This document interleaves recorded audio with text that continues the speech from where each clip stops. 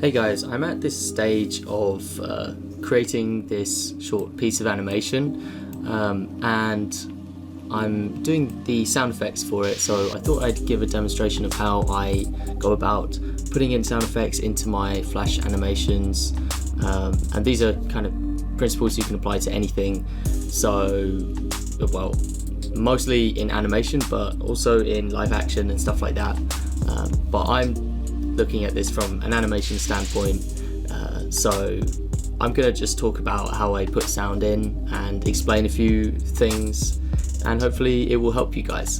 So for acquiring sound effects, that's the first topic, because you can't really put sound effects in if you don't have sound effects. You have to acquire them, and there's a few different ways you can do that. The main one, of course, is to record them yourself, which I do. I don't record all of them myself, it's just the tricky ones mostly, and the ones where I want a specific kind of sound, I will record them. So to explain that right now, I'm doing an animation with knives, so I'm going to demonstrate where I'm at with this and then how I can use these props and stuff. So playing it through, this is what I have so far.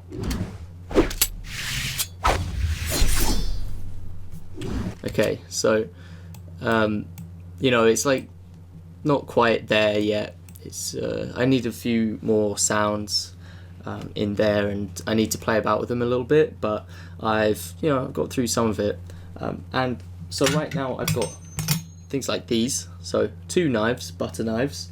I also have a Swiss Army knife, quite a nice Swiss Army knife, which I'm using for certain things, like when the knives are caught, I kind of throw this up and catch it in front of the microphone. I record that in Audacity, so this is a really nice software, which you can see here. So I caught one of them, and then I played about with it a little bit, and I got this sound. So that was from my Swiss Army knife, and I recorded that just on the Blue Yeti. It's just a USB microphone. You can buy them on Amazon. What I do is I record, I just press record, and then I throw it up and catch it a bunch of times, and then I play it through and I listen to all of them and pick the one which I like. So I'm going to try and demonstrate that now. So I'm just going to hit, and I'm not sure if the microphone's going to let me record while I'm recording this video. I'll see. But I've got these 2 knives, and I'm just going to make a few sound effects, where I'm scraping them about or clinking them a little bit. I think something like that might help. So press R. It's a bit loud. Hold on a second.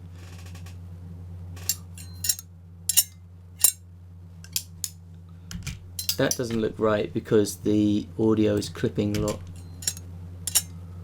I might have been a bit too close up, so I'm going to do that one again. What you don't want is clipping in your audio. So if I turn the gain down on my mic, that should hopefully work.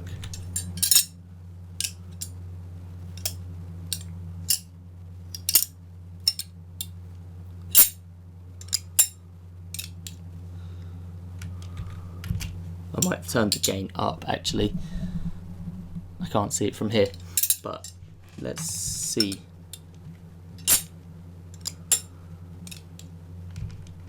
So I've got a variety here, and I can scrub through them.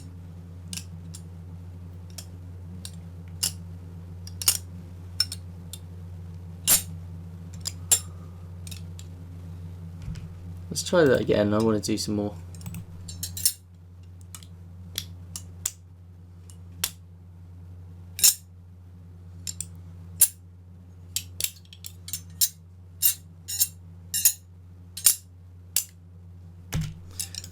So let's see now what they're like.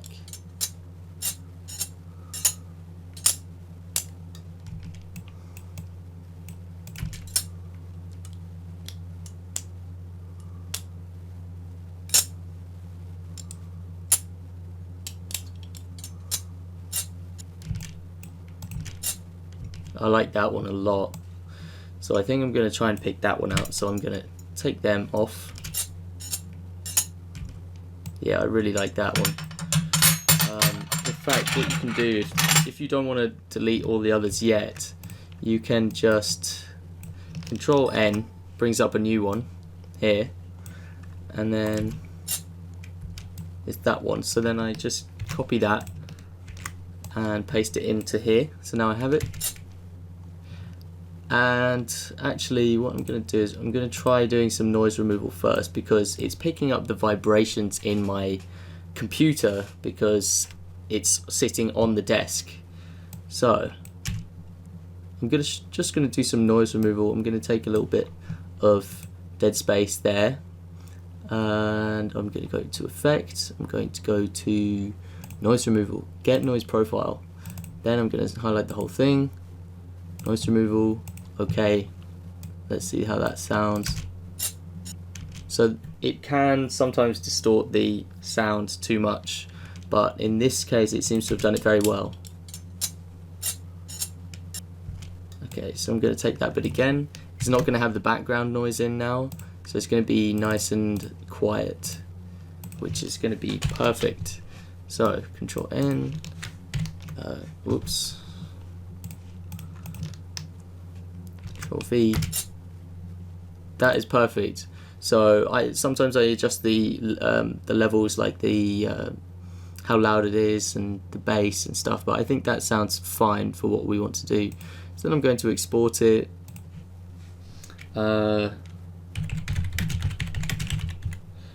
Name it something. Sometimes I have loads of them, and now we've recorded that, we can use that later in other projects as well as this project. So that's one of the benefits of doing it, and it's free. So it takes a little bit of time, which is the bad part of recording your own, but actually, it takes a lot of time as well to sift through loads of other people's sound effects. If you if you aren't going to be recording your own, and also you're going to have to settle for something which isn't specific to what you want.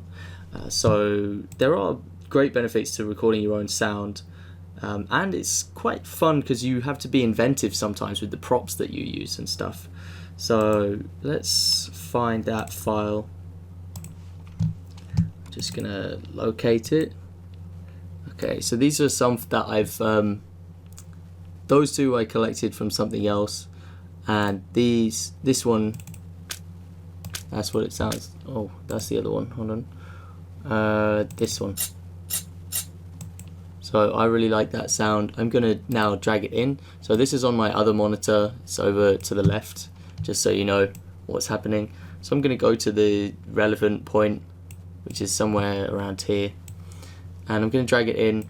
On Flash 8 you've got to drag it into the timeline, because if you drag it here it creates a new document, which is really silly, but oh well. So drag it into the timeline, and we're going to find it here, or we can find it in our library here. So it gets added automatically when you drag and drop it in.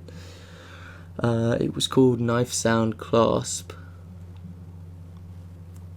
There it is. Okay.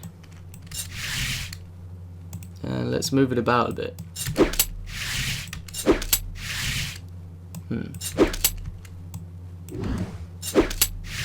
Where did I put it? There's too far ahead.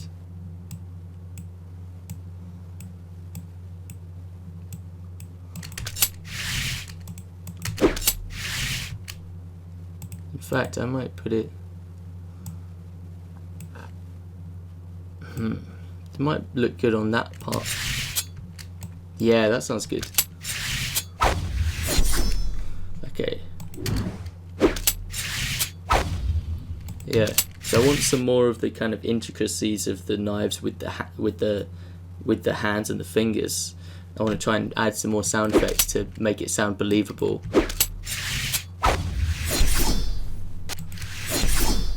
So some of these sound effects you're hearing are ones that I've recorded.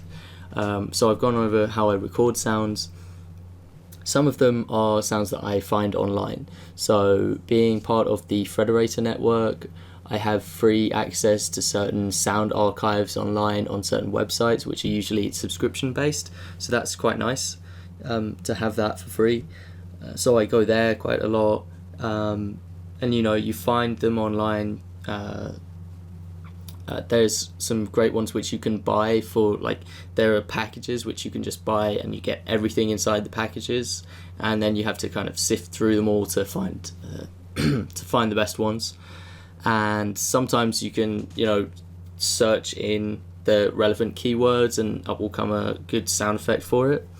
So those are the main reasons that I can see. The other one is Foley, which is I guess a bit different. I tend to put Foley and sound effects in the same category, but Foley is like, well, one of the ways you can do it is you can literally record as you're watching the animation, so you record over the animation. So if there's someone who's writing with a pen, you'll be there with a pen pad and a microphone, and you'll be writing as you see them writing, or footsteps. Footsteps, you kind of record the footsteps in real time, but I don't do that because it's really difficult. So what I recommend, if you have like a big archive of sound effects, use something like iTunes, like you can see here, and you got the categories. You can rank them and everything. You can list them, and then you can play through them in order. So I can start here with all these different whoosh sound effects, and then bring in the one that I want to hear. So I like to use iTunes for that. I don't use iTunes for music. I just use it for sound effects, just to do that role. And so once you've got some of your own sound effects, you can start bringing them into archives like this and start making your own archives.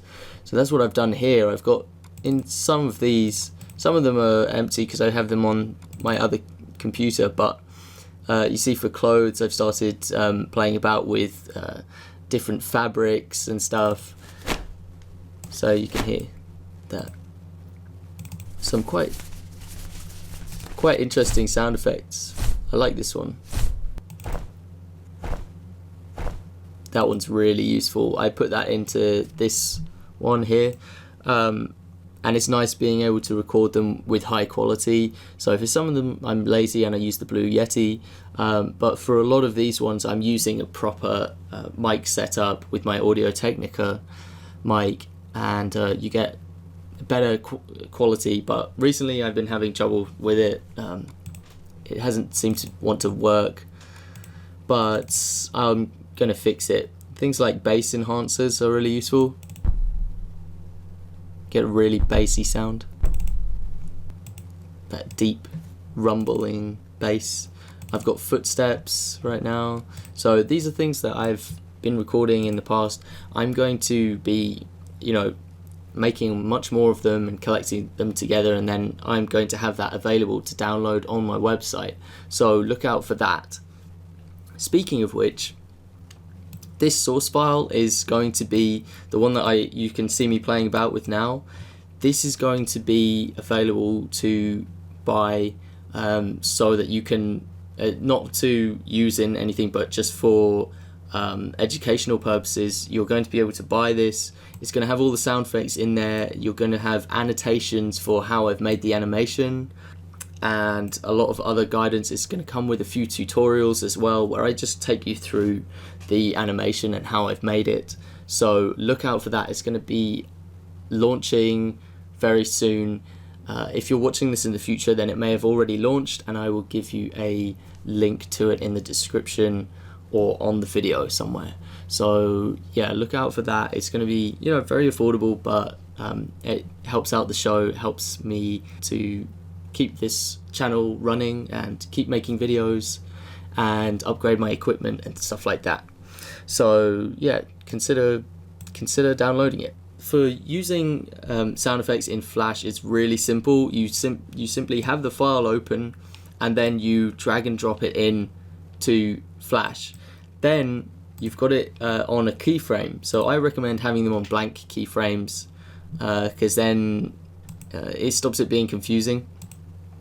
So in here I've got properties, and then I select one of them when I'm selecting a blank keyframe, and it will go onto the keyframe, and so that it will be kind of latched onto that keyframe. Now you see that all of these are really close together, and that's because they are all set to event. So down here in the properties, you can see that these under sync is set to event. This is the same on any version of Flash. I'm using Flash 8 so that it's compatible with like all later versions of Flash. So it's set to event. That means that a frame can kind of interrupt the sound wave and it will keep playing the rest of the sound wave. And that way, I use that with small sound effects, not with music or anything like that. But with small sound effects, that's really good because it means you can just kind of stack them close together and get lots of sounds all on the same layer, so you don't have loads and loads of layers to be dealing with. So all of these actually kind of stretch out for longer, you'll notice, but they're kind of stacked in there. That's how I like to do things. On some of them it's appropriate to do streams so that then you can cut it off midway. Another cool thing is if you've got a sound effect like this, I've got this whoosh and I think it might be a bit loud. Okay, so I can go in the properties panel, can go to edit under effect, and then you can play about with the volumes. So this is left and right channel volumes. So you can do things like fade them out by bringing the volumes down, or you can do things like have it move from left to right, and it's really useful that you can do that within the Flash interface without affecting the sound file itself, and that can make it make things all balance out. I do recommend that if you bring in things, consider tweaking it, consider bringing down the ones that are too loud, and stuff like that, because usually the standard rule is that the standard principle is that they'll kind of have the volume a little bit too loud by default on these sound effects, so that you can then manipulate them to go down, because it's harder to bring them up. Like in Flash, you can't raise the volume on these above what it is in here, above 100%, but you can bring them down. So it's useful to have the sound effects as being slightly higher, and then you can bring down the volume. So another thing is you can kind of, if the ends kind of just cut off abruptly, you can fade them in and out, fade in the clips, and that allows, it just makes it less abrupt and sound much smoother.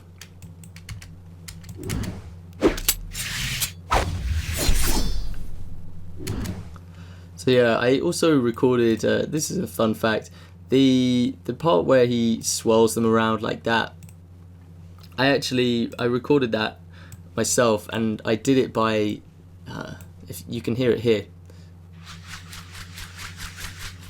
So I made these kind of spinning sound effects. I had to experiment quite a lot with them, and then this one ended up being really good.